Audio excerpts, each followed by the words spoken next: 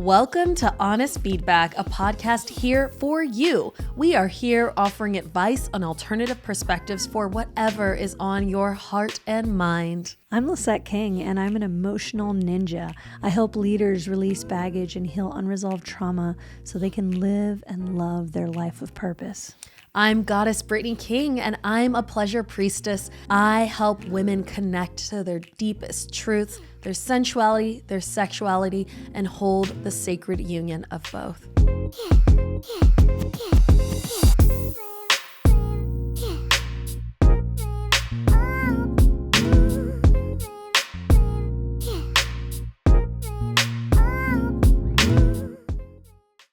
Hello, it is your favorite pleasure priestess, Goddess Brittany King. I would like to share with you a sacred opportunity to join me and other amazing goddesses at a luxury retreat just outside of Puerto Vallarta, Mexico. You are invited to Permission. This is an opportunity to give yourself the ultimate gift, permission to be unapologetically you. From October 23rd to the 27th, you can join us for an unforgettable experience in luxury with epic rituals, life-changing workshops, soul-nourishing practice, and really, really great food. Yes, these things will awaken your senses and ignite your passions. Permission is an intimate container with limited spaces so that everyone gets personalized attention. So if you are ready to step into your power, to unleash your desires and claim everything you've wanted, the time is now. Come to my website, goddessbrittanyking.com, and that's Brittany, BRITTNEY, king.com for more information and to schedule a call to find out if this is the best fit for you. The opportunity is yours. Now let's jump into this next episode of Honest Feedback. Welcome back to another episode of Honest Feedback Podcast. I am so excited to be here in the studio recording because we have a juicy topic to talk about. Family. Yeah. And exes. And exes. And exes and family. Yeah. How do those work together? I don't know. We just started a family, kind of, sort of. Sort of. Yeah. Yeah, I guess with the getting married thing. I mean, we have 2 dogs. Yeah, I know. I don't know if that's like brand new to starting a family. Yeah, you're right. Okay. But, it does add that layer of complication of, my family loves you. Yes. They'd love you very much. Yeah. Like, I don't want to think about what would need to happen, but this is what this caller's going through. Yeah, this is what's happening for someone in our community, and I feel really honored to support them. So should we jump in? Yeah, totally. But first, go ahead and subscribe, share this with a friend, and get us up in those rankings. Yes. Yeah. All right. Go ahead and read. It wasn't a caller, it was a writer. Let's go ahead and give that they mailed in. It's easier to read off print offs. Yes. So we printed it. Yes, go on. Dearest Brittany and Lisette, goddess of pleasure and emotional ninja. Here's my dilemma. I made the huge decision to leave my toxic marriage at the beginning of the new year. Chariot year, right? Mm-hmm. And I've felt so much freedom to be myself and to love myself for who I am. It is still shocking at times to see how suppressed I was. I even found a new partner who is the love of my life. He accepts me for who I am and loves me deeply, even during times when my depression gets the best of me. Cheesy, I know. But when you know, down deep in your soul. Yeah. The biggest issue I've been dealing with is my ex continually coming to family events. After finding out that he was coming to Thanksgiving dinner, I was extremely upset. It's awkward to bring your new partner to dinner and have your ex-husband sitting across the table. I tried to talk to my ex about how I felt about it, but that didn't go so well.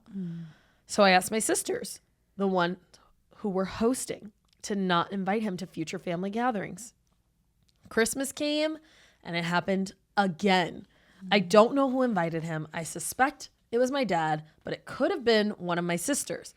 Unfortunately, I have deep emotional trauma from my dad, so talking to him is damn near impossible without severe triggers coming up from his reactions. As a result of knowing my ex would be there, I chose not to go to Christmas dinner with my immediate family. Obviously, there will be more holidays coming up throughout this year, and I could use some guidance on how to manage this situation. I feel like my family is not being respectful to my wishes. I don't want to keep avoiding my family during holiday events, but I don't want to spend family gatherings with my ex. It seems like I'm stuck between a rock and a hard place. Thank you. Jumping Dragon. Yeah. Yeah, that is a rock and a hard place. Yes. Yeah, I got a lot to say. Okay. Hit us up, emotional ninja. What have you to say? First off, I want to really acknowledge Jumpy Dragon for, taking care of herself, for not going to the event where she felt that she would be triggered or, running into the ex. That's in the first thing we need to do is take care of ourselves, and it's impossible to control everyone else's goings abouts and where they're going to, there's a difference. We can make a request, but they don't necessarily have to honor it. And I think you're going to go into that more in a moment. But one thing to keep in mind is you were married to this person, and so you invited them into your family. And I know that you have identified this person as toxic, but perhaps your family doesn't know them as such. If they thought this person was toxic, would they still be inviting them? So this is a really wonderful opportunity to get even more honest with your family and, give them a little grace that they have different separate relationships with this person than anything you've ever been through with them. And perhaps there's things they may not know or fully understand about what you've been through with this particular person.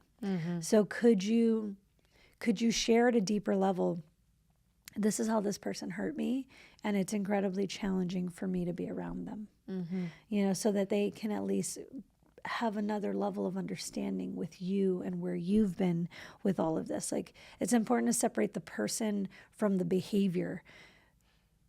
The behavior that your ex might have had around you could be toxic, and the behavior that you guys had in each other could have been something that is not.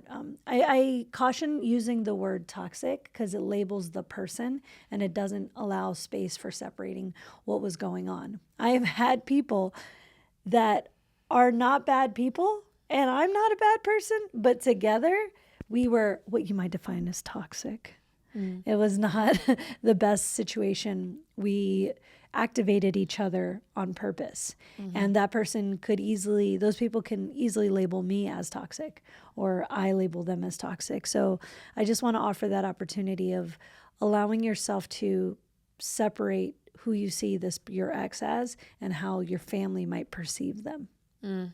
Yeah. That's something that is like a loving, harder pill to swallow sometimes. Because, you've been in a situation with somebody and there could just be like this camaraderie of like, no, I've decided that they're trash. Everybody just get on board. So I don't understand the issue. You know what I mean? And so to even just breathe, to allow the grace of they may have a different relationship and different experiences of this person. And so let's allow them the grace of maybe they're not trying to intentionally do something to hurt you. Maybe not. That might not be the intention. So holding space for that. And like, could I add just a little bit more, just to circle that point of inviting them, and you've invited them into the family. I've had people that I dated that even after it was over, I made it clear to them. I was like, hey, I know you have a relationship with my sister and my sister-in-law. Like, you can continue to have that relationship. And I invited them to continue to have that.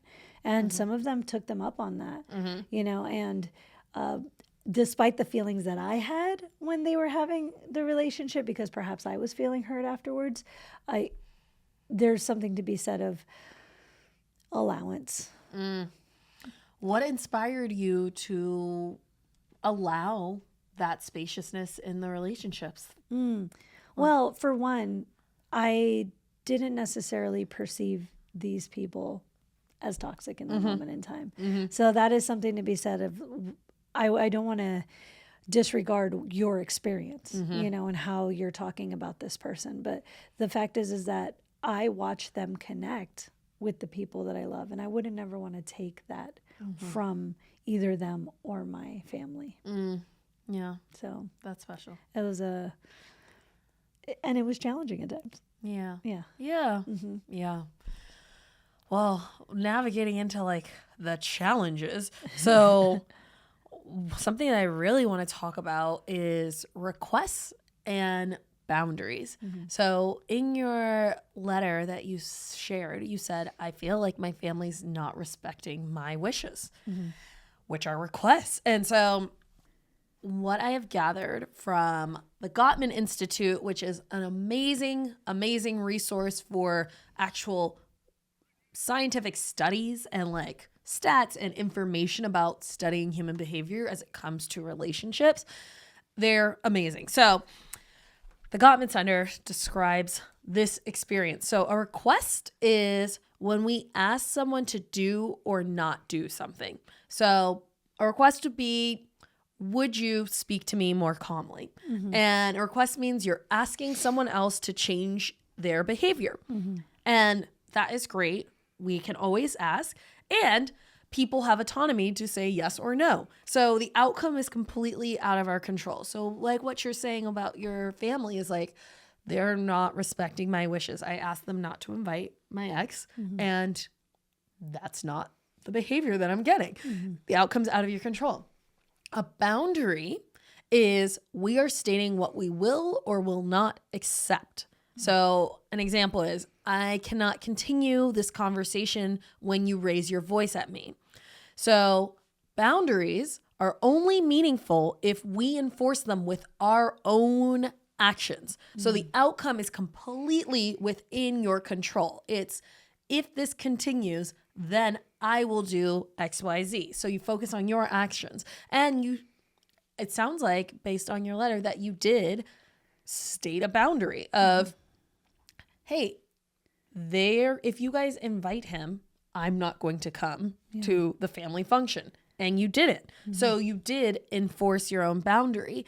And this is where I feel like things kind of get muddled in the request boundary space. Because it's like, at what point do we continue engaging with someone where we're not getting a different result? Where it's feeling like, hey, my request isn't being honored and it doesn't feel good. And me holding this boundary of me not going to any of my immediate family gatherings just doesn't feel in alignment. So I bring this conversation to the forefront so we can start to like discuss what are other ways that we can honor ourselves, honor what our boundaries are, and we can have the outcomes that we want. So one of the things I thought about was like, would you want to host the family gathering on your terms? And then you get final say of the guest list. So what it sets up for is, hey, I don't wish to have this person at the family gatherings. I'm going to choose into hosting, and then I get to have the final say about the guest list and who's invited and who's not. Is that something that would feel good to you, where you still get to have holidays with your family and this person is not invited? Another thing that I thought about was, when you're speaking with your family about why you do not wish to have this person continue to be in your life, is it possible that you can ask them, again, this would be in the request thing of, is it possible for them to have a relationship with him outside of the holidays? So this opens up just such a beautiful, rich space, because we can honor someone's autonomy. Like Lisette said, if they have formed relationships with this person that they wish to continue, there isn't tons we can do about that. What we can do is control if we're involved in those interactions. So I had a former partner, and we aren't partners anymore. And I was close to his family, particularly his mom. And when Lisette and I were dating, like, me and his mom, still homies, still like to have conversations. she had us over for dinner. Like, she and her husband showed up for my mom's funeral. Like, there was a relationship that we nurtured and continued outside of that romantic situation that I had with her son. Yeah. And we were able, like, she wasn't inviting me over to Thanksgiving or Christmas or any of the holidays where they were having their immediate family, but we got to have a relationship outside of that. And it was completely separate. Like, we weren't talking about her son. It was just our own relationship. And it was something that came from after a space of having some space, not being in each other's space, and deciding, hey, this person is important to me, and I wish to continue having a relationship with them in a new way, and fostering that. Yeah, that's a beautiful, just asking, making more request of what would feel best for you. Yes. So like a request, like you said, could you have a relationship with them outside of the holidays? Could you allow for a cool down period? You know, like we're going through the divorce. It sounds like you ended this last year. Yeah. You know, and so if this is all happening within the first year, will you just give me about a year, 2 years to allow myself to cool down before I have to interact with this person? Like, I'm asking for you to respect my need to cool down and heal from this, you know? Yeah. And I would say there's a really beautiful opportunity for you to ask, is this an ongoing thing with your family? Because you said they haven't been respectful of your wishes. And I'm just curious, does that happen everywhere? Is this the only place this is happening? Or has this been happening for years and this is just bringing it to the light? Because it's hitting a really firm boundary for you. It's hitting a wall for you that doesn't feel good. You know, you alluded to you having triggers around your father and your husband, your ex-husband not, you know, you asked him not to come and then him still going. So there are patterns that obviously we can only pick out a few in the context of this email, but I'm just going to invite you to see where are these patterns forming and where this might be a gift for you. Because if your family, let's say it is the case where they do this in lots of areas, and maybe this is the opportunity for you to pull back and not receive this type of behavior from them. And or, you know, as we always say, have more honest conversations about how this hurts and why this hurts. And us, you know, this is where the ouchie is. Stop pressing it. Yes. And also, I would also get curious with them. Conversations work best when we're actually open to the back and forth between someone else. So I would invite you to ask your family, hey, why is it so important to you for this person to be here at Thanksgiving? Yeah. Christmas. Or Christmas. Like, why is it so important to you? Like, what, please share with me. And come, if you're in the space to actually hear them, come open to hearing what they are sharing about their experience. And it might give us all more context where it's like, oh, okay, now I'm hearing, maybe like your siblings might share of like, oh, you know what? I actually don't have some deep, meaningful reason for why I invite this person. It was just, they were always there and, you know, family. I'm just used to having them there. They make a great pie. I don't know. We don't know. we don't know. But sometimes even when you just ask someone like, really, like, what's your intention? What's your purpose? Why is this important to you? They might realize on their own, actually, it isn't important to me. Yeah. And I can make this change for you. Or this is why this is important to me. And I'm open to meeting you in the middle because I can see them the day before Thanksgiving because da, da, da, da, da. Or I can hang out with them on my random Saturdays, you know, like da, da, da, da, da. But like giving yourself that space of actually having a conversation where you both get to be more honest with each other, if that is available for you. Yeah. Yeah. And it's really unfortunate that the ex is not receiving your request. But that for me, that's another flag of why it's over. You know, this person not, you know, for it to be so challenging to have this conversation with your ex or with your father and everything, that's a lot. And so I just want to honor you for reaching out for support.